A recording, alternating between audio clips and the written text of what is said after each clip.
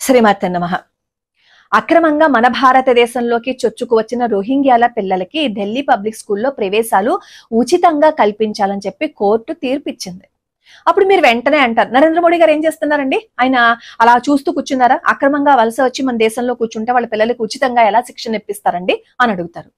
అలా అడగడానికి మనం సరిపోతామా? పూర్తి మెజారిటీతో పూర్తి మద్దతుని మనం ఆయనకి ఇచ్చామా? ఇవ్వలేదు కదా. ఏ క్షణాన్ని ఏం జరుగుతుందో అని ఆ ఎన్నికల సమయంలో కూడా అందరూ భయపడుతూనే ఉన్నాం కదా.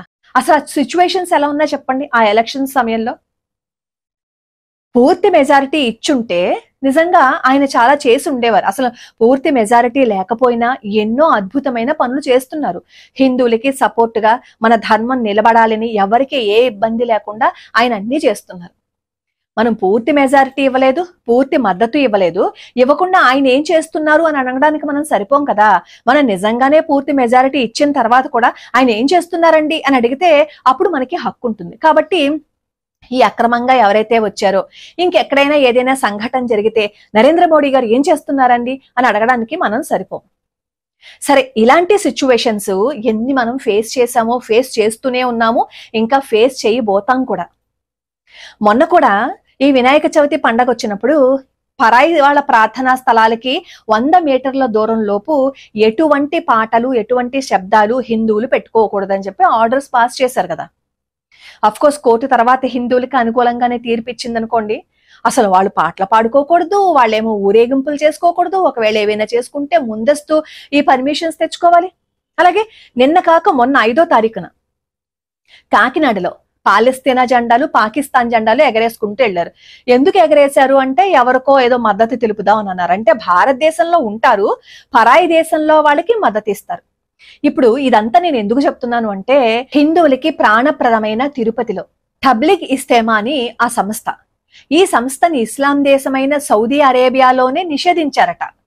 మరి సౌదీ అరేబియాలోనే నిషేధించిన ఈ సంస్థ యొక్క ఆ సభలు తిరుపతిలో పెట్టుకోవడానికి ఎవరు అనుమతి ఇచ్చారు అంటే, ఈ ఇస్లామిక్ దేశమైన సౌదీ అరేబియాలో నిషేధించారు కానీ మన భారతదేశంలో మనం నిషేధించలేదన్నమాట. అందుకే కదా మన ప్రాణప్రదమైన తిరుపతిలో పరాయి వాళ్ళు అక్కడ బహిరంగ సభని ఏర్పాటు చేయాలనుకుంటున్నారు. రేపు సెప్టెంబర్ 13, 14 తారీఖుల్లో దాదాపుగా 10,000 మంది అక్కడికి వస్తారట.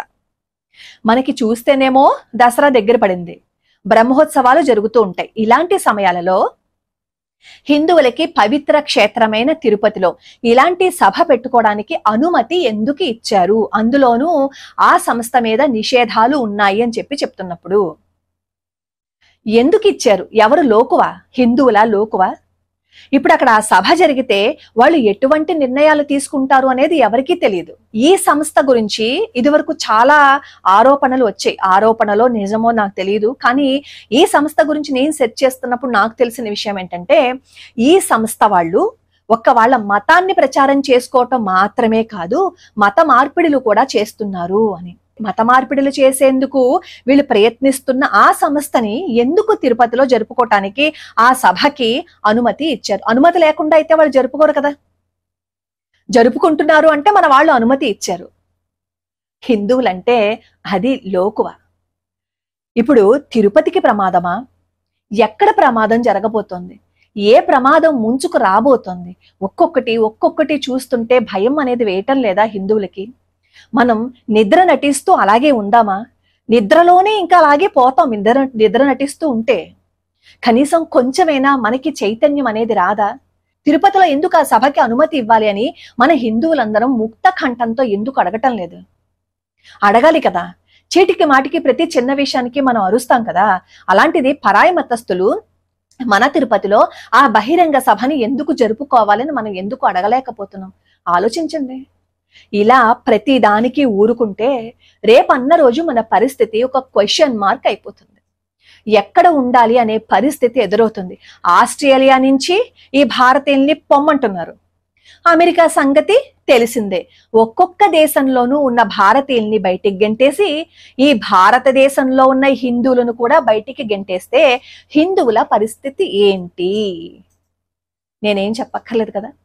లోకా సమస్తా సుఖినో భవంతు, సర్వే జనా సుఖినో భవంతు.